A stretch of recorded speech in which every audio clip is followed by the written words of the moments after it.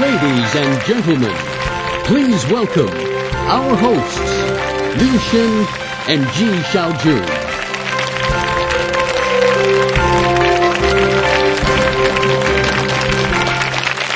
Hello everyone and welcome to Day 3 of the 2007 CCTV Cup English Speaking Contest. Jointly brought to you by CCTV International and Foreign Language Teaching and Research Press. I'm Ji Xiaojun. And I'm Liu Xin. Well, if you've just tuned into our program, you are indeed very lucky because today is the day after which we'll find out who are the 6 lucky people to battle it out for the 3rd, 2nd and 1st places during this year's competition. But that is until we have the final result of today's competition. In the past 2 days, we had 15 contestants battling it out. And today we're going to welcome another 8 contestants. First of all, let's take a look at the highlights from yesterday's competition.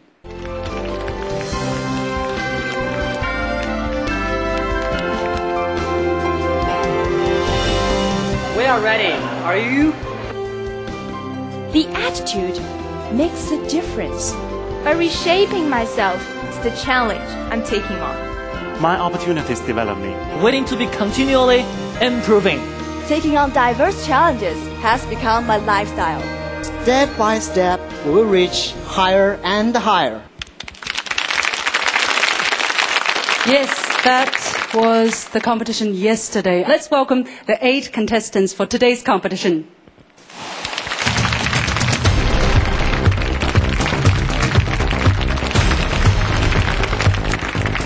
Who am I?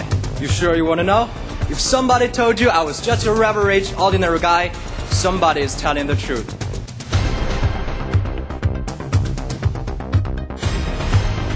Number 16, Ye Xicong from Dalian Maritime University.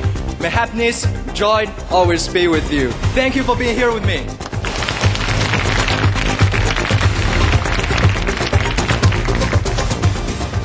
Aim at the moon. Though we cannot get there, we are already among the stars.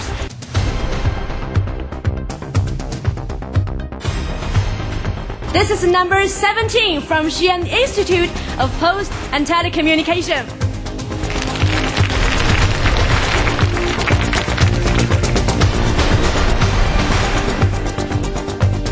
Hello friends, this is contestant number 18, Lin Xiaoan from Tianjin Foreign Studies University.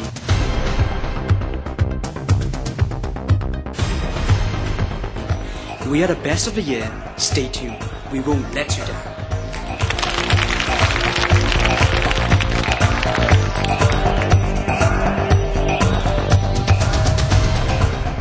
Well, it is great to be great, but it is greater to be myself.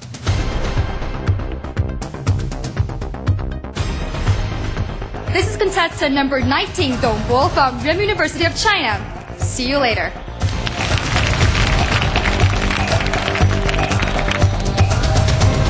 This is Wang Rong from PLA University of Foreign Language.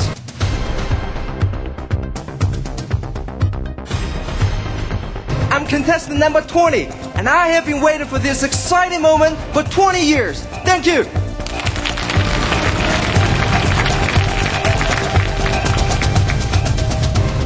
Good afternoon, ladies and gentlemen. I'm contestant number 21 from Central South University.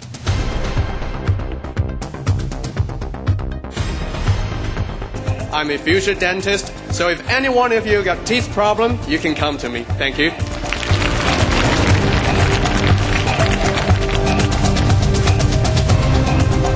Hi everyone, I'm contestant number 22, Dong Qingyun from Fudan University.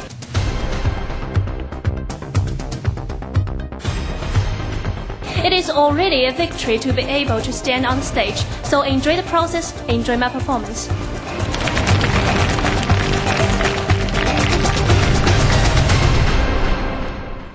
Hope you have saved the best for the last. I'm contestant number 23, Dai Rong from Communication University of China.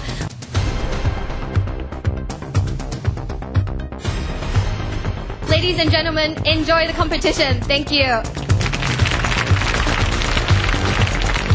Wow, really impressive first impression. Congratulations to you already.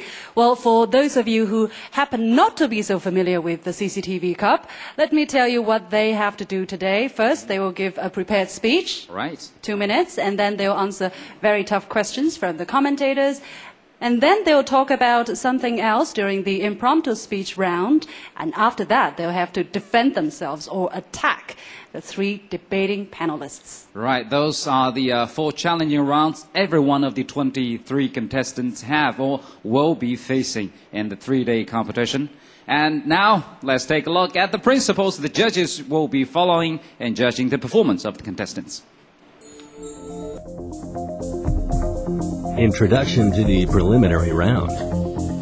In the prepared speech round, the judges will assess what impact the contestants make. That's their ability to seize and hold the audience's attention, as well as their public speaking technique and their general level of English.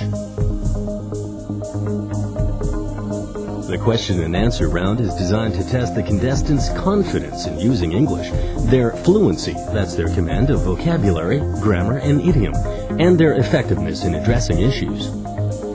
In the impromptu speech round, the contestants will be judged on the conviction they demonstrate in presenting an opinion and structuring an argument, the variety of vocabulary, idiom, and quotations they can command, and the overall impression they make with their delivery and confidence. In the debate round, the judges will be assessing the substance of the contestants' responses, their style, that's their use of examples and quotations, how they maintain their command of grammar and vocabulary under pressure, and the empathy they generate through the quickness, humor, and persuasiveness of their arguments. Principles of the judging. At each stage of the competition, the panel of judges will adhere to strict principles in assessing the contestants' performance, namely, the judging shall be conducted in a fair and objective manner. All contestants shall be given equal opportunity to respond. There shall be no bias towards any contestant. Those are the principles, and now we're going to meet the very important group of people who've been working very hard in the past 2 days, the judges. Let's take a look. They include Tali Rector, professor with Tsinghua University. Welcome. Welcome. Zhang Jiang, Deputy Director General, Department of Translation and Interpretation, Ministry of Foreign Affairs. Jiang Hongxing, Vice President of Hunan Normal University. Welcome. Michael Harrow, Senior Copy Editor, CCTV International. Li Pengyi, Vice President of China Publishing Group and President Emeritus of the Foreign Language Teaching and Research Press. Welcome. Cao Ri, Deputy Controller, CCTV International. Zhong Weihe, Vice President of Guangdong University of Foreign Studies. Duncan Sitwell, Professor, Central University of Nationalities. And Yang Lei, Director of English Service of China Radio International. Welcome to all of them. Welcome. Now, to familiar faces, our commentators. We have Dr. Chen Xiaowei, a veteran presenter with CCTV International and our president of China.com and CDC Games. And Stephen Lucas, Professor of Communication Arts, a VU Bascom Professor in the Humanities at the University of Wisconsin. Welcome. Welcome. And now let's not forget to other essential people, our notary officers. Yes, they don't speak, but their job is very important. Welcome to the 2 ladies over there. Yeah. Thank you. In all these days, the 2 ladies are now keeping their eyes wide open to make sure this is a fair and open competition. Yes. Now, of course, let's not forget the audience members. They are English lovers from around China, including presidents of college English Teaching and Research Associations. The warmest welcome to all of you. Welcome. And before we officially kick off today's competition, we'd like to give our contestants a few more minutes to relax.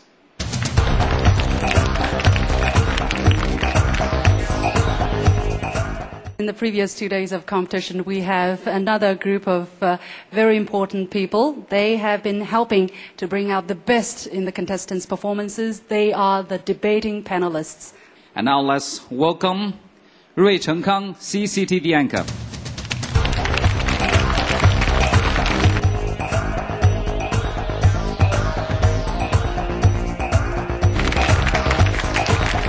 Tian Wei, also CCTV anchor, host of the Dialogue program.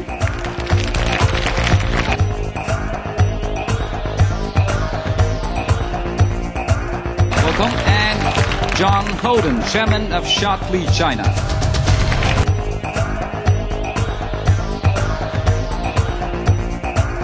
Welcome.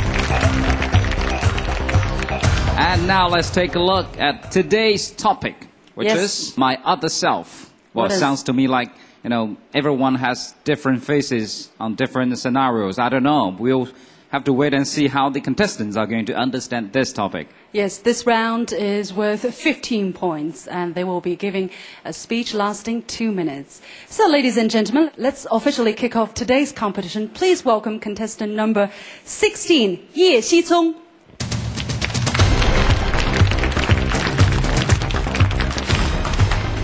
Welcome. Are you ready? Yeah. Please start. Okay. Saying goodbye to my other selves. Yesterday I talked to my parents and told them I was feeling pressed and nervous. They told me not to worry about it. Come on, man, CCTV International, my pop said. Don't take this competition, but a great chance to show the girls of the whole world what you've got and who you are. Forget about things that pull you down. Just be the best of yourself.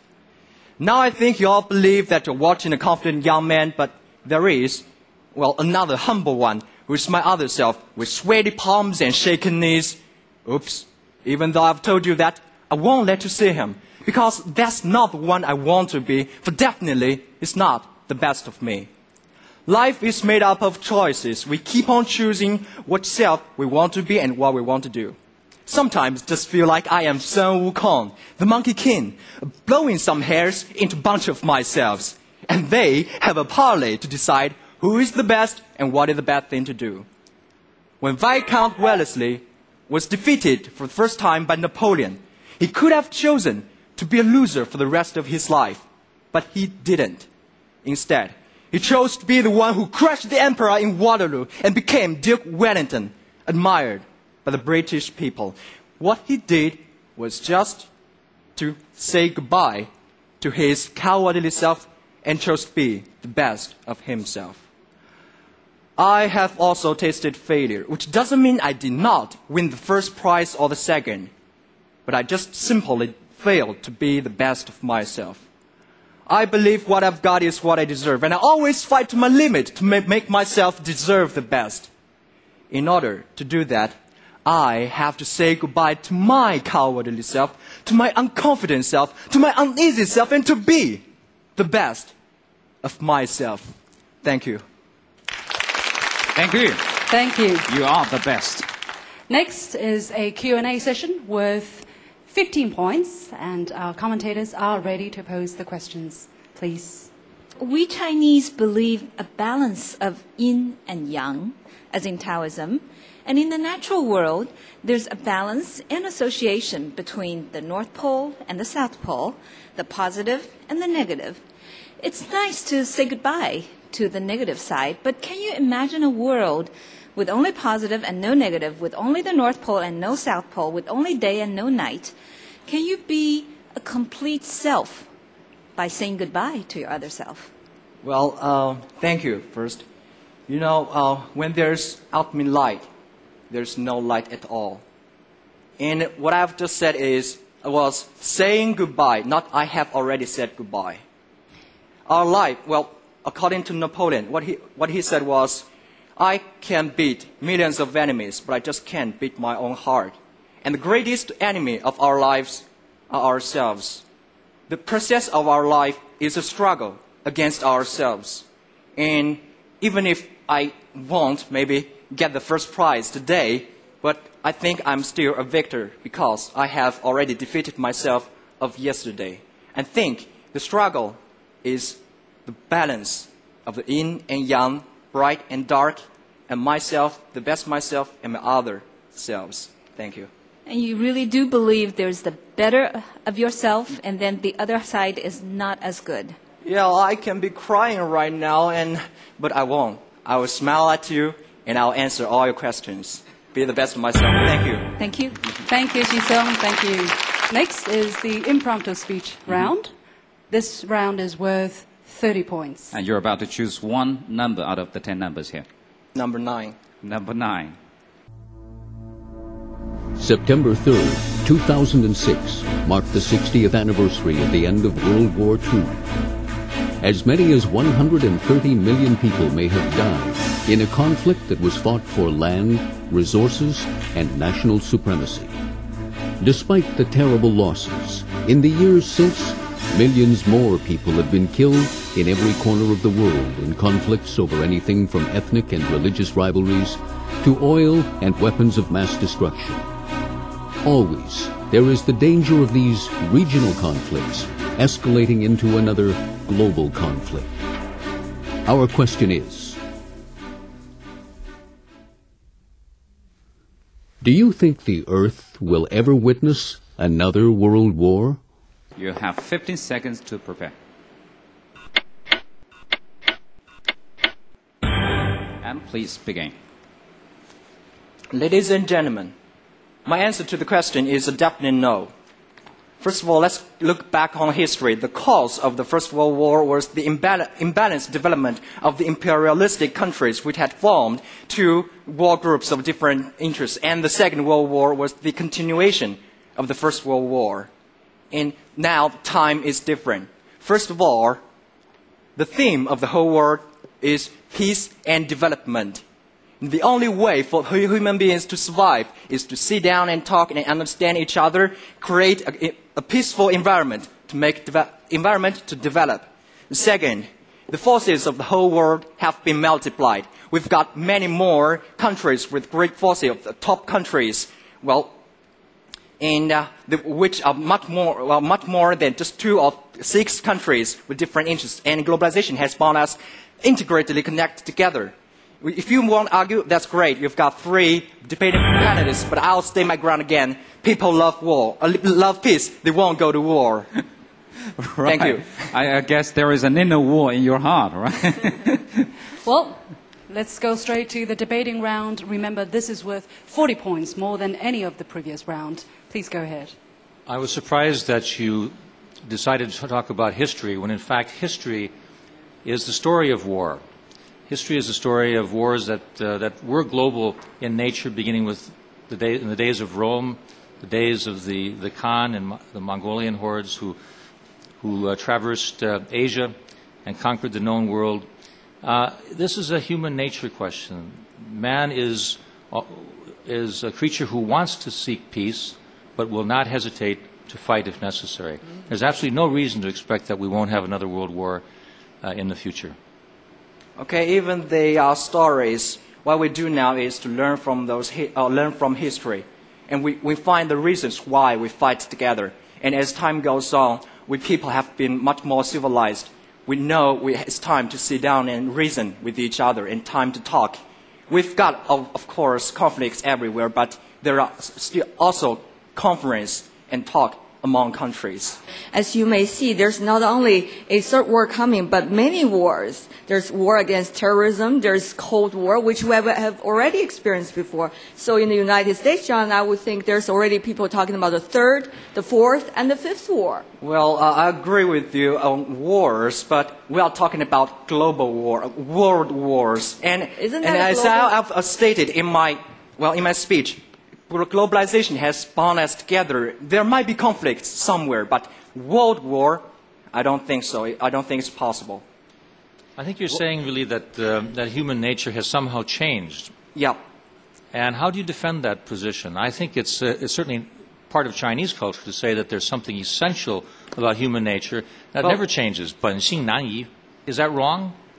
Things that can be changed is our friendliness, our kindness, and honesty. And the cruel parts and the evil thoughts might be erased when we grow up, right? And we choose to abandon things like I've abandoned my cowardly self and choose to be the confident self. And men, they change, but only change for the better. Do you believe me? You mentioned globalization, but while we're witnessing the globalization, we also see the rise of protectionism, increasingly strong protectionism and nationalism. So there is a potential for war. And also, war takes many different forms. There might be, what about a global trade war?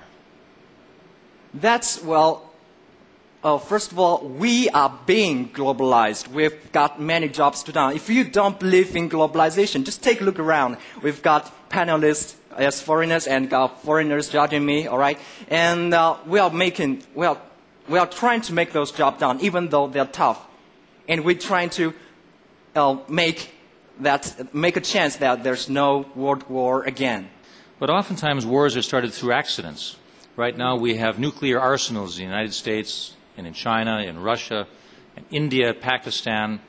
What are the chances of a mistake taking place? And a nuclear weapon being launched in error?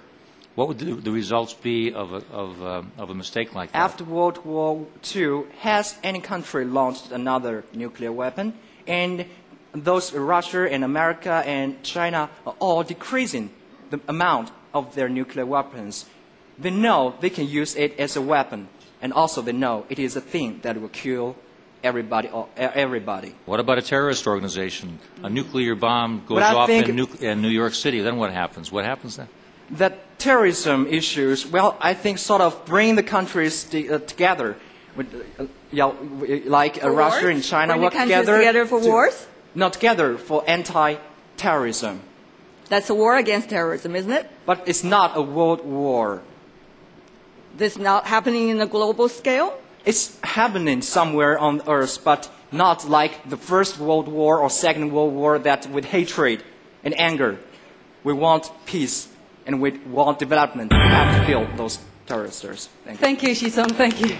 Very well done. Yeah, that's a very difficult topic. The comments from our commentators. Well, it was very manly of you to confess to having sweating palms and shaking knees. But of course, when you're engaged in public speaking, usually that's something that you feel, but that the audience doesn't necessarily perceive. Okay, and certainly that seemed to be the case. You did not seem nervous up there while you were talking, particularly in your prepared speech. I quite liked your enthusiasm, your gestures, particularly when you were talking about Wellesley and Napoleon and you were pounding on the table. I thought you did a very nice job in that regard. Thank you. And I think we have the scores. Yes, let's take a look. As usual, the highest and the lowest are eliminated. And the score for contestant number 16 is 94.114. That is very impressive. Congratulations. Yes. Not bad at all. Thank you very much. Thank you. Now let's welcome contestant number 17. Sun Yang, please welcome.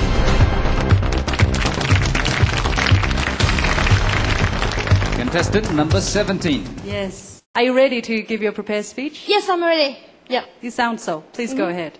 Okay. Good afternoon, honorable judges, ladies and gentlemen. Being an assistant curator of Mogao Grotto Museum offered me a chance to discover my other self. Believe it or not, I used to be a shy and reserved girl who never spoke in public. In the summer of 2006, I had an opportunity to introduce the grotto to the foreign visitors. At first, I could not help but doubt whether I could ever be qualified. After a great deal of preparation, I finally made it. It was a challenge for me to equip myself with a knowledge of painting, sculpture, and architecture. It was even more of a challenge for me to learn about the history, religion, preservation, and give the presentation of the grotto to the foreigners. After each of my presentation, I saw them wandering around in the caves, and they were appreciating the beautiful mural paintings and the vivid Buddha statues. I noticed the looks of awe and amazement on their faces from the magnificence of Chinese culture. This is when I knew that I had succeeded in introducing the grotto to them. Moreover, the sense of achievement made me confident about myself. With my experience as an assistant curator in the Mogao Grotto Museum, I discovered my other self, the side that is outgoing, confident, and courageous. Ladies and gentlemen, I do believe that everyone here had the other self. That is our full potential. So, trust yourself, go out and find your other self. Thank you very much. Thank you.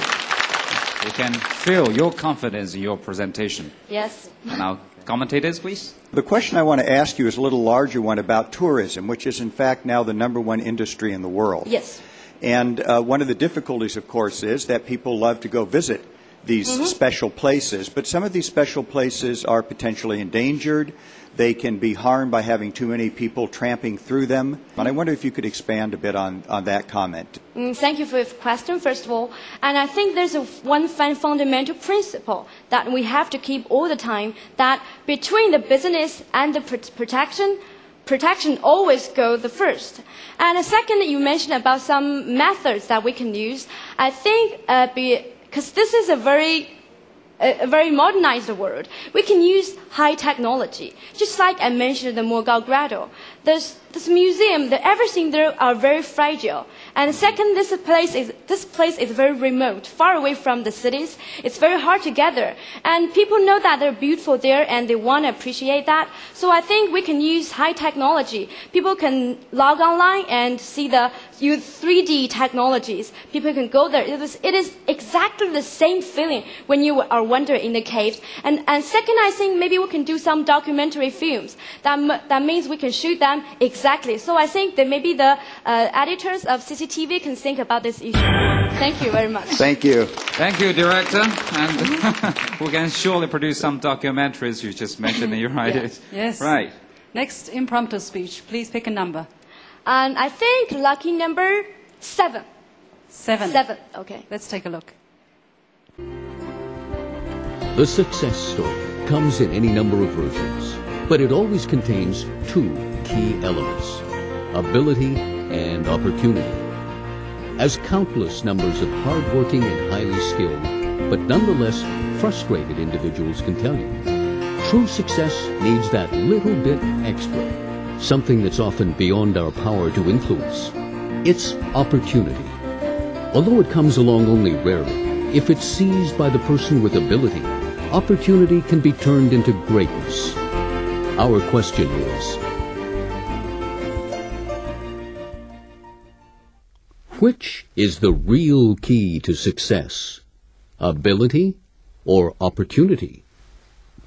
You have 15 seconds to prepare. Time is up. Okay. 1 minute speech, please. Okay. Ladies and gentlemen, do you want to be success or do you want to be a successful person? Of course, the answer is yes. And before you go into success, I want to let you know there are 2 basic elements for success. One is ability, and the second is opportunity. And also, I want you to know that comparatively, ability is a real key to success. The reasons are follow. First, ability is a stone key. It is a standstone for success. Without ability, opportunity is meaningless to everyone. And second, I want you to know that if a person with more abilities, that means that there will be more opportunity for a person. That means there will be more access to success. So I will let you know that enhance your ability, then get your way to your future and to your bright success. Thank you very much. Very good timing, and I'm sure our debating panel strongly believes in opportunities. Well, I'm glad you strongly believe in ability because that's what students should do, right? Yeah. However, ability can be trained, as we all know. Yet opportunities cannot be trained, and it cannot be reached only with one individual's ability. And therefore, I'm asking you, which is more important? I still believe that ability is much more important than opportunity. We know that. Go ahead. Okay. We know that ability is some internal things, but compared with ability, opportunity is kind of extra that you can you can get from the other ways. Maybe some people offer you the opportunity. You can get much better opportunities even when you get much more abilities. Let me just throw you an example. Mohammed Yunus, as you may know, is a Nobel Peace Prize winner. He provided $27 to almost 20 people in Bangladesh and bring these people out of poverty in just 2 years. And let me ask you, without that $27, how could these people, even they know how to do their little trade and do their little shop, they could not even survive. So isn't that opportunity is more important than ability? So I can think what you mean, and you mean that ability is different from person, right? And but also I can say that success also means different for a person. For the people in Bangladesh, they're different from the CEO, maybe in Microsoft. The success means different to them. So I think the opportunity also means that if the ability, just like I think Mr. Ray, can I ask you something? Sorry, you still haven't answered my question because you seem to switch the topic. I'm not talking about people can have their own version of success. Of course they can. But even for their own version of success, they have to have different opportunity in order to reach there. Right. They get their ability to survival. If they're mental disabled or some other kind of thing, the 23 pennies will be different. Will be meaningless for them. You do not have to be mentally disabled in order to lack of opportunities. But don't you think they can survive, so that's their own ability? I mean, if without ability, the things will means nothing for them. Let me give you an example from American presidential politics. Okay. How many people among the 300 million people are there in the United States who have the ability to become president? There's a lot of them. Yeah. Some Americans would say that there's quite a few people who are more able than our current President Bush.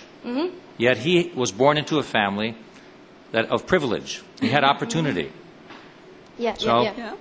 And I also I think you may misunderstand the topic. I think the topic, which one is a key word? Which one is the key, real key? I think you always emphasize the opportunity. But I think that you must remember and bear in mind that ability is much more important, because without the ability, the opportunity means nothing for them. Ability gives you a decent career, but opportunity gives you a successful career. Think about all the money that we make through the Chinese stock market. But 30 years ago, there's no stock market. So without that opportunity, we cannot even earn a penny. Do you think, you mentioned China's economic market. Do you think that when China government realized they got the ability to realize that their station plan policy is not going well, and they can turn to the kind of economic market. This is their ability to catch the opportunity. But if we're kind of our ability, the country's ability is not good enough to run that state policy, also this means nothing to us. So I think the conclusion that I still think that ability means much more for success. I think that's can lead to China to success. So thank you very much. Thank you, Sun Yang. Thank you. Thank you. Well, that is very impressive, and I'm sure our commentators have a lot to say about this part.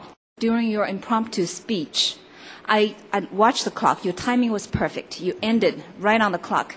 However, you gave the answer at the 28th second. In other words, you spent 27 seconds saying, I was given this question, and obviously both are important, and then why not give your answer in first second, and then give us the answer in the rest of it. It's my personal taste, but I'm hoping to be constructive and helpful. Thank you very much. Well, we have the scores now for contestant number 17. Sun Yang, let's take a look. The score for you is 93.629. Congratulations. Thank you very much. Thank you. Thank you. You're watching Day 3 of the 2007 CCTV Cup English Speaking Contest, brought to you by CCTV International and the Foreign Language Teaching and Research Press. We'll be right back.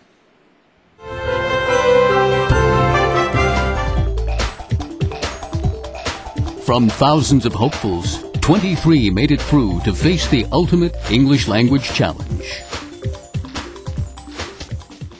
Brush your teeth every day. Nowadays, it is not perfect. I may need a woman. What is my short-term goal? We are having a conversation on this Yes. topic too now. Yes, that's right. We're debating. The power of love keeps everyone in this topic.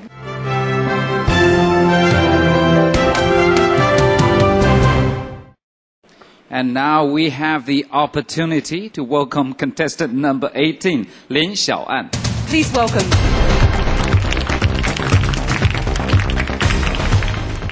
Now let's hear your prepared speech. Okay. Good afternoon, ladies and gentlemen. 2 days ago, when I saw my name on the official websites of Cctv English speaking contest, I was totally astonished. Guess what? They described me as a courteous gentleman. Wow, such a nice title. But am I always a gentleman like that? I questioned myself. Fragments of memory flashing through my head. At this exact hour, 4 years ago, I was still passionately practicing a new song with other members of my high school band. 10 days later, I was standing in the middle of a grand stage singing for the audience of thousands.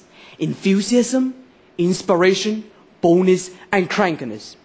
My sole dream at the time was to become a sensational and resonant vocalist. However, time flies, and I've changed myself into someone less ideal and more practical. Realizing that music earns no bread for me, I buried my naive dream. I've been exploiting my other talents and preparing for a steady career. Until 2 days ago, the word gentleman shocked me. I knew I'd failed to be true to my soul for so many years. Being practical does not mean that I have to give up my fondness. My pragmatic self shall never kill my ideal self. Instead, they will complement each other and make me a complete man. How many roads must a man walk down before he finds the other self? Now, shall we sacrifice our passion for reality? The answer, my friend, is always in our hands. The answer is always in our hands. Thank you. Thank you. That is very impressive. I'm just wondering whether you're going to answer the questions from the commentators by singing. Let's see. One side of yourself, which is passionate and romantic and idealistic, and the other side is pragmatic, as you said, and practical. Do they like each other or do they not like each other? Are they disgusted with each other? How do they live together? In my opinion, it is just according to their theory of unity of contradiction. Every coin has two sides. Without a side, a coin won't stand, and there's no existence for this coin. So in my opinion, the two sides of the two self of me is that one gives me the love for life and passion, and the other side help me to have a proper way to express my true feeling and love for life and give a good delivery to all of you. But do you ever go through moments when the ideal side look at your practical side and say, how disgusting, how could I be like that? Do you ever go through such moments? Exactly. But I settle this problem very easily because I have a soul there, and it would determine whether I would put this side out or this side out instead. And these two sides actually contradicted to each other. They complement each other because they are a unity of contradiction. They are two parts, essential part of one unity. That's my answer. Thank you. Thank you. Yeah, let's move straight on to the impromptu speech. Please pick a number from on the big screen.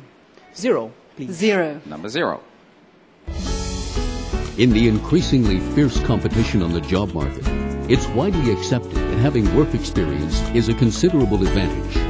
With this in mind, undergraduates are increasingly doing internships or part-time jobs during their holidays, and even working in the evenings and at weekends in term time. Such real-life experience gives them something textbook learning cannot: practice in social interaction. But it may also distract undergraduates from their studies. Our question is work experience a necessary supplement to a college education? You have 15 seconds.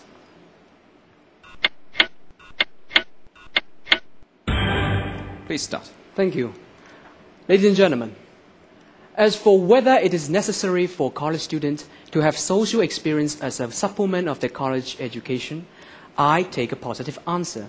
Definitely yes. I will illustrate it in the following two reasons. Firstly, the purpose of college education is to cultivate the students and get them fully prepared for the outside world, outside the ivory tower.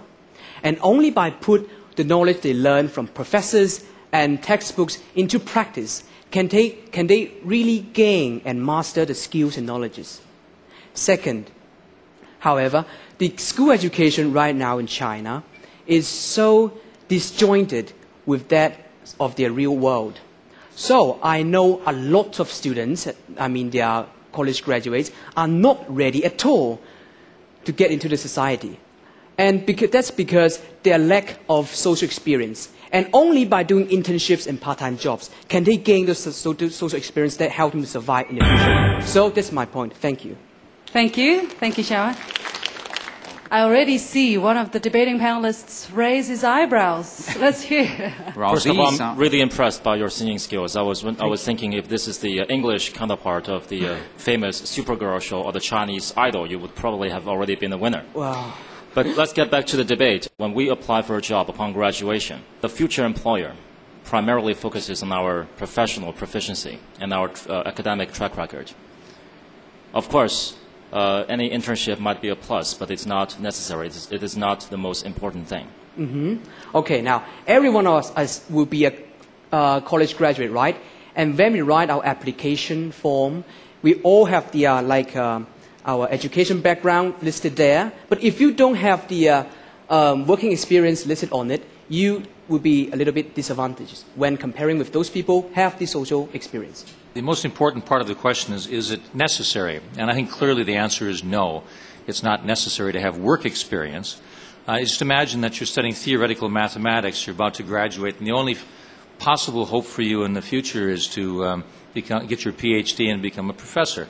Well, why waste time working in McDonald's when you can be doing your studies? Okay, internships, there are many kinds of different internships. As for those promising PhD pursuers, their internship is to get hard work on their mathematic problems and solve it, and that's the internship. They have a very experience in it. They can get experience from it, and that's the internship, I think. And many of those jobs are highly demanding, so by internship, they won't give you really important jobs. Of course, every situation depends. At different students, if they are and have an innate sense of doing a thing well, they don't need an internship. But for most of them, what they learn in college is something not lively and it's not true to the society. They need to practice it. So that's my point, that the social experience should be counted in the college education. You said as a college student, you have to prepare for everything for life, and therefore you have to have an internship. That's what you said. I have to ask you this question. There's so many things important in life. Marriage, for example. Children, for example. So should we also practice marriage during the college education? Should we have a little kid during the college education? I don't think so. No. We are going to get married. So before we get married, we will fall in love with our girlfriends and boyfriends and the romance together, then test each other whether the character is suitable to each other. And that's the internship. Well, that's a great answer. That's a great answer. But the question really isn't about internships. It's about work experience and doing jobs. The primary job of a university student is to study well and get exposed to a wide range of knowledge. That's the job that should be focused on instead of flipping hamburgers. Well, different internship. Because internship is always there, but it depends on how you choose it. People choose internship. Somebody are just for money or something like that. They choose some like a delivery boy or something like that. What is that? Delivering hamburgers, something like that. But others, when you want to really have a profession to choose in the future, you do something related to it. That means you had internship. If you want to be a human resource manager, you did internship in human resource department in the company, and that's useful. And depends on how you choose it. That's absolutely right. But you can also spend your time playing poker with your buddies, learning social skills through playing. As long as you know that clean the tables, carry the waters. As long as you know that you're going to study and you want to gain experience from it, you won't do it. Thank you. Thank you. Now the judges are putting in the scores, and let's hear again from the commentators. Now and again, a question comes up in this competition about students singing in their speeches. It's happened in previous years, and normally I think that doesn't work so well because it's a speech competition, not an American Idol or a Chinese Idol competition. But I thought actually in this case that it worked. Thank you. And now we have the scores for contestant number 18. Let's take a look. Not bad. The highest and the lowest are not too different. Let's take a look. Well. 95.171. Congratulations. Thank you. Very good.